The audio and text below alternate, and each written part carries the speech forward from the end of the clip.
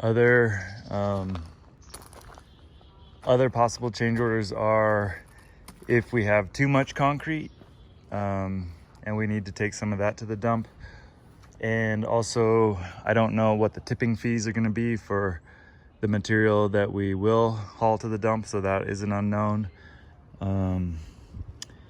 And then if we have topsoil to haul away, we will be hauling that to the dump. And what will the tipping fees be on that? Because as we can see, it's not a very large space here, and our topsoil could be rather deep in this area. So there is an unpredictable amount of haul away for our topsoil. And we're going to assume that the customer and the contractor are going to be okay with using and replacing this sod into this area over here where we'll be building it up. All the rocks over there. And also we will be needing to bring in plywood, because once we get all of this removed, we'll then be accessing that concrete for removal vis-a-vis plywood that we will be putting down on the lawn so as not to damage it with our equipment, and then removing that concrete from there. We'll be accessing that area, breaking the concrete with our rock hammer and the loader, and then swinging it into here with the excavator once all of this material has been removed. And so we'll be removing this material from here and then basically shuttling it with the loader through here and over into that area behind those plantings there. And those plantings will be removed as well. So that's the long and short of it. There's several mobilizations involved here. One probably just to get everything ready for excavation. And then I'm assuming we can probably just go ahead and dive right into excavation. Well, we'll probably actually want to dig our utility trench over into here. How will we do that? We'll want to dig our utility trench into the foundation. Then we will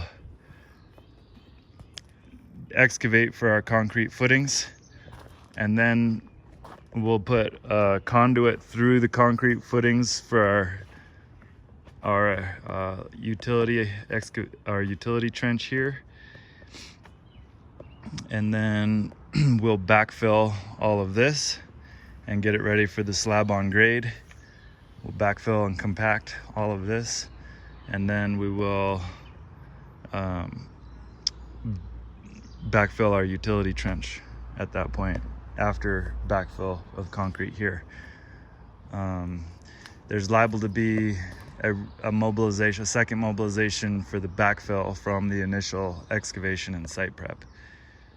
And then after we finish our compaction in here, we'll do any final cleanup, any touch-ups. We are looking to put a straw wattle basically right in here where we're going to rip out all this landscaping, and we'll have a straw wattle that will separate this construction zone and the future parking zone from the existing lawn and the existing landscaping that is not to be disturbed or damaged.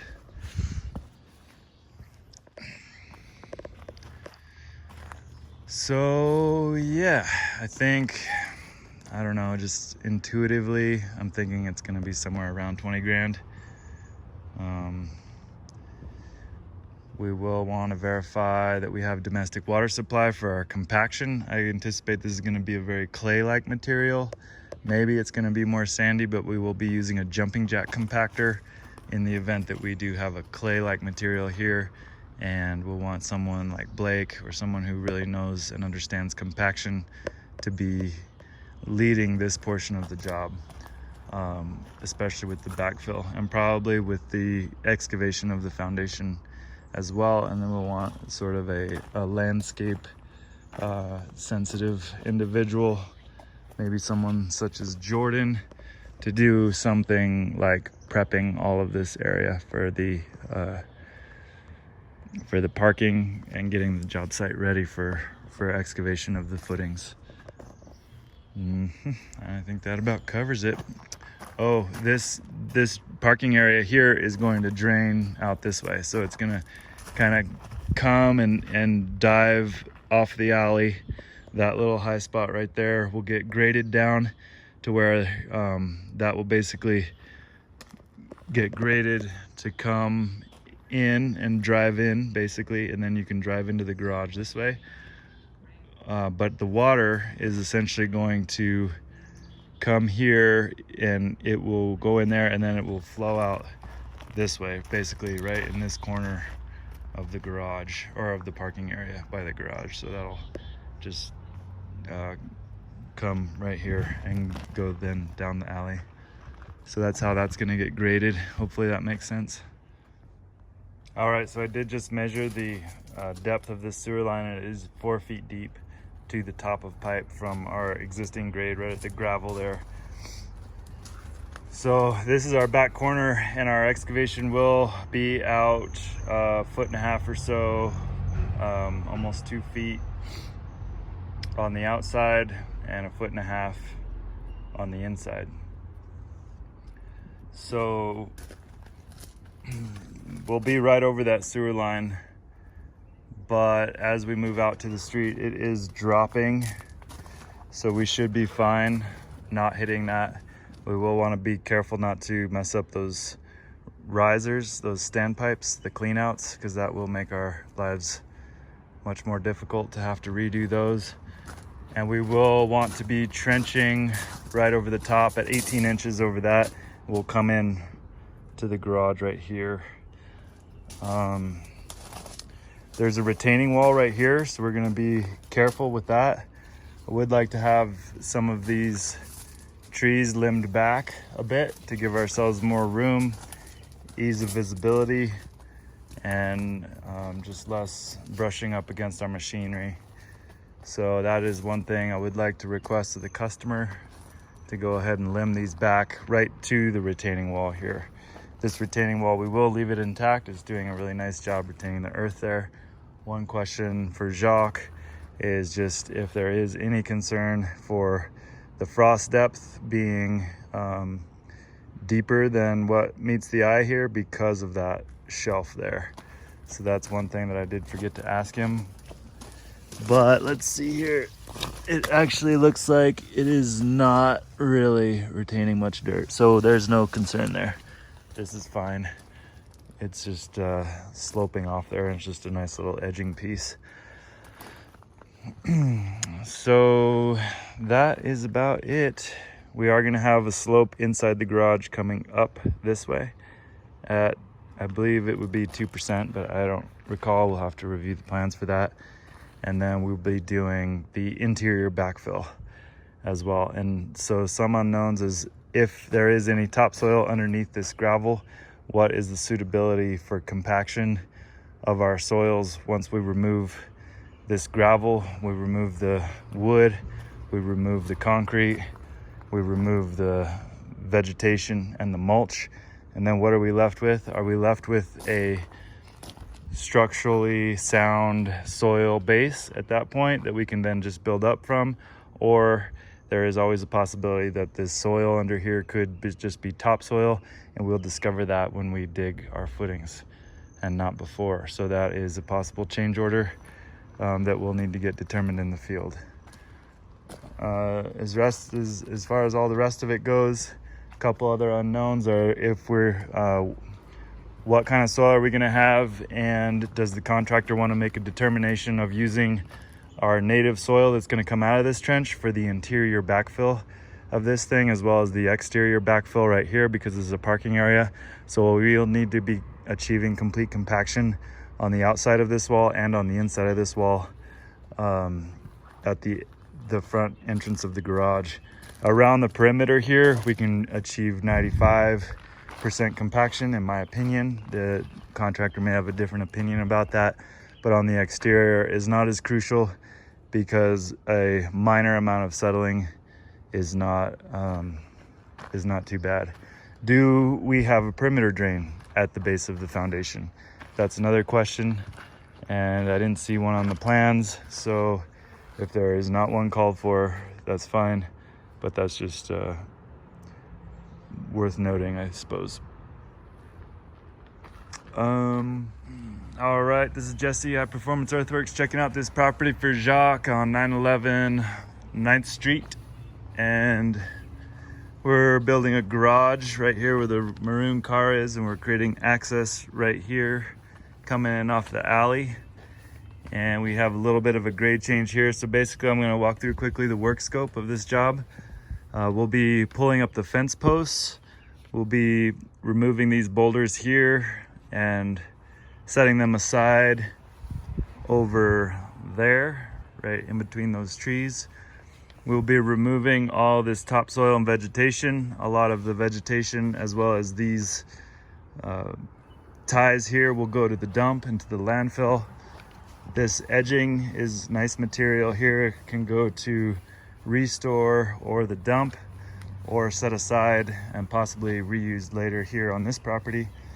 There are sprinklers underground here, which will need to get cut as we discover the lines during excavation, and then capped so that the sprinkler system remains intact all through here. All of this is not to be disturbed. We will be removing all of this concrete, except for these two square panels that are underneath those buckets there. Those remain in place, but this arc here gets removed, as well as this little crescent moon piece here, this piece, this piece, this piece. All these pavers will come out. This concrete will come out. This concrete will come out here, and then all of this walkway, concrete walkway, will come out. These pieces here will come out, and these pieces here will come out. There is a drain under here which is not to be damaged. It is full of dirt now, but we don't want to damage this drain, in the hopes that it could be restored, and we may have that restored. That's not going to be us, but the customer may have that restored. All these boulders are going to come out. All these boulders here, all these boulders here, these boulders here will come out, and this wall will come out basically right to this crack right there. All of this concrete will all get stockpiled into the parking area of the garage, which is going to be right here, and then we will use our rock hammer to break up the pieces into basically 12-inch minus. If there is any rebar in any of that, we'll pull the rebar out and take that to the dump. I don't think there's going to be any rebar in that concrete, and I think that it's all going to break up nicely and create really nice fill here for this being the parking area. This is all going to be brought down, and we will remove the topsoil that's here, and all of this lawn and the topsoil and the mulch and possibly some of the smaller plantings will all be basically filled in right here. This is going to be restored as a lawn area, and so that will all make good soil for the lawn of the future that will go right here. There's going to be a retaining wall here, which we will not build, but basically from right here, 9 feet out from the house, will get filled with all of our topsoily material. We won't come up past the current level of the lawn. Actually, we'll be 2 inches below the current level of the lawn right here, with our backfill of our organic material and our soil building material. Then we're going to dig a trench, which will be an 18-inch trench for the electrical through here, all the way through here, and through this fence that will not be here anymore, and out to the footprint of the garage. So now we'll go out here. I'll show you guys what's out here. So we have more ties and concrete that is gonna The ties will go to the dump. The concrete will go into there. The gravel here will all get scraped aside into a stockpile that will then go, and we'll probably put that into a stockpile right here where these roses are. The roses will get hauled to the dump.